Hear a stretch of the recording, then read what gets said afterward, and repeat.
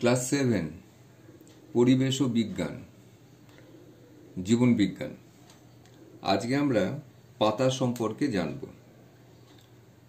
ছবি দেখতে পাচ্ছ পাতার। তা প্রথমে আগে বলে নিই যে পাতা কাকে বলে বা পাতার সংজ্ঞাটা কি। কাণ্ড ও শাখা প্রশাখার পর্ব থেকে উৎপন্ন অসদৃশ সীমিত বৃদ্ধি সম্পন্ন চ্যাপ্টা প্রসারিত সবুজ বর্ণের পার্শ্বীয় অঙ্গকে পাতা বলা হয়। যে ছবিটা দেখতে পাচ্ছ এটা হলো পাতার চিত্র। এখন এই পাতার যেটা বৈশিষ্ট্য, যে পাতা কাণ্ড বা শাখা প্রশাখার পর্ব থেকে উৎপন্ন হয়, সেটা তোমরা কাণ্ড যখন দেখিয়েছিলাম তখন সেখানে বলা হয়েছিল। পাতা কাণ্ড বা শাখার পার্শ্বীয় অসদৃশ অঙ্গ, অর্থাৎ সমস্ত পাতাগুলো একই রকম হয় না। পাতার বৃদ্ধি সীমিত, অর্থাৎ এ যত খুশি বড় হতে পারে না। পাতার কক্ষে সর্বদা কাক্ষিক মুকুল থাকে। কাণ্ড এবং পাতার যেখানে সংযুক্ত হচ্ছে সেখানে যে কক্ষ তৈরি হয় সেখানে কাক্ষিক মুকুল থাকে। পাতায় পত্ররন্ধ্র থাকে। আর পাতা সালোক সংশ্লেষ এবং বাষ্পমোচন এই দুটো কাজ করার প্রধান স্থান। এই পাতার যদি আমরা সাধারণ কয়েকটা কাজের কথা জেনে নিই, তাহলে পাতা সালোক সংশ্লেষ করে, পাতা শ্বসনে সাহায্য করে। এছাড়া পাতা বাষ্পমোচন বা অতিরিক্ত জল মোচনে সাহায্য করে। আর উদ্ভিদের পাতা কিন্তু রেচন পদার্থ জমা রাখে এবং যখন পত্রমোচন হয় তখন পাতা বা উদ্ভিদ সে পত্রমোচনের মাধ্যমে রেচন পদার্থ ত্যাগ করে। তাহলে এগুলো হলো পাতার সাধারণ কাজ। এবার আমরা জানব যে একটা আদর্শ পাতার গঠন। এখন তোমরা ছবিতে দেখো যে এটা একটা আদর্শ পাতা। তা এর একেবারে এই যে যেখানে নিচের অংশটা, এই নিচের অংশটা এটা কাণ্ড বা শাখা প্রশাখার সঙ্গে যুক্ত থাকে। এই জায়গাটাকে বলা হয় পত্রমূল। তারপরে এই যে সরু লম্বা দণ্ডের মতো অংশটা, এটা হচ্ছে পত্রবৃন্ত। আর তার উপরে এই হচ্ছে পত্রফলক। তা প্রথমে পত্রমূলের কথা বলি, যে পাতা তার যে অংশ দিয়ে কাণ্ড বা শাখা প্রশাখার পর্বের সঙ্গে যুক্ত থাকে তাকে পত্রমূল বলে। আম, কৃষ্ণচূড়া, অপরাজিতা, তেঁতুল এই সমস্ত গাছের পাতার পত্রমূলটা একটু স্ফীত হয়, মোটা হয়। এই রকম পত্রমূলকে বলা হয় উপাধান পত্রমূল। আবার কিছু কিছু উদ্ভিদের ক্ষেত্রে পত্রমূল কিন্তু কাণ্ডবেষ্টক পত্রমূল হতে পারে। যেমন কলা গাছে তোমরা যে পত্রমূল দেখো পাতার, সেটা কিন্তু কাণ্ডবেষ্টক। আবার কিছু কিছু ক্ষেত্রে অর্ধকাণ্ডবেষ্টক পত্রমূলও আমরা দেখতে পাই। এগুলো তোমরা আরেকটু উঁচু ক্লাসে উঠলে জানতে পারবে। এবার পাতা যেখানে কাণ্ডের সঙ্গে যুক্ত হচ্ছে বা ডালের সঙ্গে যুক্ত হচ্ছে, সেই কক্ষে যদি উপপত্র থাকে তখন সেই রকম পাতাকে শোপপত্রিক পাতা বলা হয়। আর যদি উপপত্র না থাকে তাহলে সেই রকম পাতাকে অনুপপত্রী বলা হয়। মটর, গোলাপ এই ধরনের পাতা হচ্ছে শোপপত্রিক, অর্থাৎ সেখানে উপপত্র আছে। আর আম, কাঁঠাল, বট এই জাতীয় গাছের পাতা হলো অনুপপত্রী, সেখানে কিন্তু উপপত্র থাকে না। তা এই পত্রমূলের কাজ কি না, পাতাকে পর্বের সঙ্গে সংযুক্ত রাখাই হচ্ছে পত্রমূলের প্রধান কাজ। এছাড়া কাক্ষিক মুকুলকেও রক্ষা করা, এটাও পত্রমূলের কাজ। এরপরে আমি আসছি পত্রবৃন্ত, এই যে লম্বা দণ্ডের মতো অংশটা। পত্রমূল এবং পত্রফলক এর মধ্যবর্তী যে সরু দণ্ডাকার অংশ, সেটাকেই বলা হচ্ছে পত্রবৃন্ত। যেসব পাতায় বৃন্ত থাকে তাদের সবৃন্তক পাতা বলে। এখানে যে পাতাটা দেখতে পাচ্ছ এটা সবৃন্তক পাতা। আবার অনেক গাছে পাতায় বৃন্ত থাকে না, তাদের বলা হয় অবৃন্তক পাতা। তা জবা, বট, আম এগুলো হচ্ছে সবৃন্তক। আবার ধান, গম, রজনীগন্ধা তাদের ক্ষেত্রে কিন্তু পত্রবৃন্ত থাকে না, তারা হলো অবৃন্তক পাতা। পত্রবৃন্তের কাজ কি না, পত্রবৃন্ত কি করছে, ফলককে ধারণ করে রেখেছে এবং এই পত্রবৃন্তের মাধ্যমেই কিন্তু জল এবং খনিজ লবণ পাতার এই ফলকে আসে। আবার ফলক যে খাদ্য তৈরি করছে সেটা আবার কিন্তু এই পত্রবৃন্তের মাধ্যমেই কিন্তু আবার কাণ্ডে ফিরে যায়। এরপরে আসছি আমি পত্রফলকের বিষয়, যে পত্রবৃন্তের শীর্ষে যে সবুজ বর্ণের চ্যাপ্টা যে প্রসারিত অংশটা দেখতে পাচ্ছ এটাকেই বলা হচ্ছে ফলক। এখন এই ফলকের যে শীর্ষভাগ এটাকে বলা হচ্ছে পত্রাগ্র, দুপ্রান্তের যে কিনারা এটাকে পত্র কিনারা বলা হয়, আর নিচের অংশটাকে বলা হয় পাদদেশ।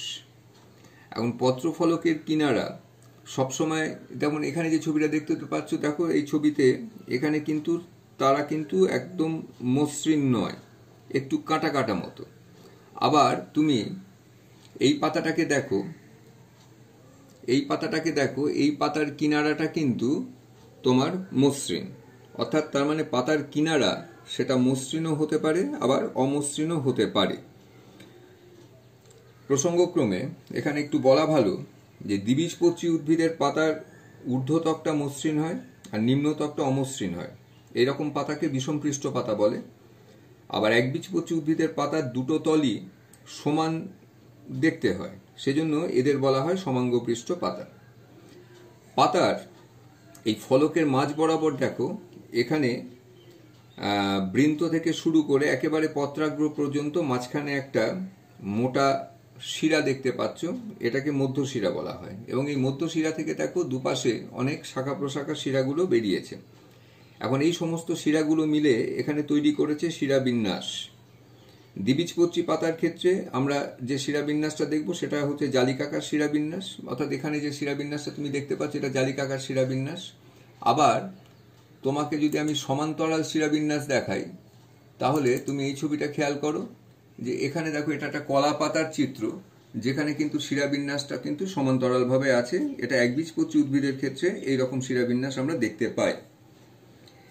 এবার তোমার বইয়ে দেখবে যে তোমার বইতে ওখানে পাতার অংশ বলে একটা চার্ট করা আছে, পত্রফলক, পত্রবৃন্ত, পত্রমূল। তা ওখানে 1 নম্বরে আছে পত্রফলক। এই পত্রফলক খাদ্য প্রস্তুত করে, গ্যাসের আদান প্রদান করে। পত্রবৃন্ত এ জল ও খাদ্য পরিবহন করে, পত্রফলককে ধরে রাখে। আর পত্রমূল পাতাকে কাণ্ড বা শাখার সঙ্গে যুক্ত করে রাখে। এই চার্টটা তৈরি করবে। পরের পাতায় দেখো আরেকটা চার্ট আছে, সেখানে পাতার নাম এবং কাজ আছে। পাতার নামের মধ্যে প্রথমে আছে মটরের পত্রাকর্ষ, তাহলে এ কি করে? আরোহণে সাহায্য করে। ফণিমনসার পত্রকণ্টক, এ কি করে?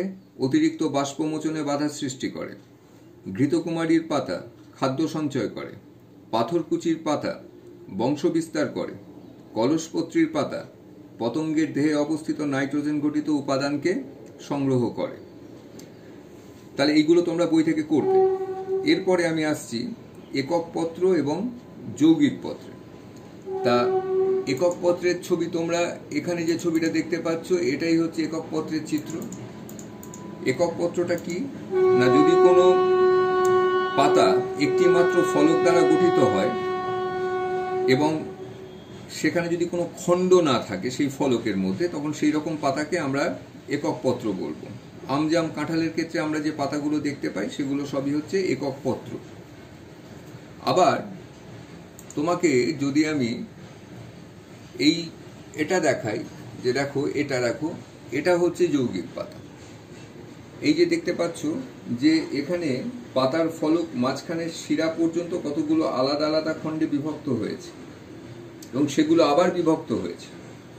তাহলে এই ধরনের পাতাকে আমি বলবো যৌগিক পত্র। এবং এই যৌগিক পত্রে এই এক একটা যে পাতার মতো অংশ দেখতে পাচ্ছ এদের বলা হয় পত্রক, এদের বলা হয় পত্রক। এখন এই যে একক পত্র এবং যৌগিক পত্র, সেই একক পত্র এবং যৌগিক পত্রের যদি আমরা কয়েকটা উদাহরণ জানতে চাই, তাহলে একক পত্রের উদাহরণের মধ্যে আম, জবা, বট, অশ্বত্থ এই সমস্ত গাছের পাতাগুলো একক পত্র। আর যৌগিক পত্রের পাতার উদাহরণ হিসেবে আমরা তেঁতুল, গোলাপ, নিম, বেল এই সমস্ত গাছের পাতার উদাহরণ আমরা বলতে পারি। এছাড়া তোমাদের আরেকটা ব্যাপার নিয়ে আমি একটুখানি বলবো, যে সব গাছের পাতা একই রকম হয় না। যদি কোনো গাছে পাতাগুলোর আকৃতি একই রকম হয় তাহলে সেই রকম পাতাগুলোকে বলা হয় হোমোফাইলি। আম, বট, পেয়ারা এই সমস্ত উদ্ভিদের গাছের পাতাগুলো একই রকমের হয়, সেজন্য এই ধরনের পাতাকে বলা হচ্ছে হোমোফাইলি পাতা। আবার যদি একই উদ্ভিদে বিভিন্ন আকৃতির পাতা যদি অবস্থান করে, তখন সেই রকম পাতাকে আমরা বলি হেটারোফাইলি। উদাহরণ হিসাবে মনে রেখো, র্যানানকিউলাস, লিমনোফাইলা। আবার উদাহরণ দুটো বলছি, র্যানানকিউলাস এবং লিমনোফাইলা। এই রকম কিছু জলজ উদ্ভিদ আছে যাদের ক্ষেত্রে তাদের একই উদ্ভিদে দু রকমের পাতা দেখা যায়, সেজন্য সেই রকম পাতাকে বলা হয় হেটারোফাইলি। এছাড়া তোমরা যেটা করবে পাতার, যে ওই টেক্সট বই থেকে যে অ্যাক্টিভিটিগুলো আছে এগুলোকে প্র্যাকটিস করবে এবং আমাকে যদি কোনো অসুবিধা হয় ফোনে আমাকে জানাবে। আশা করি তোমরা পাতাটা বুঝতে পেরেছো, এই কাজটা করবে। ধন্যবাদ।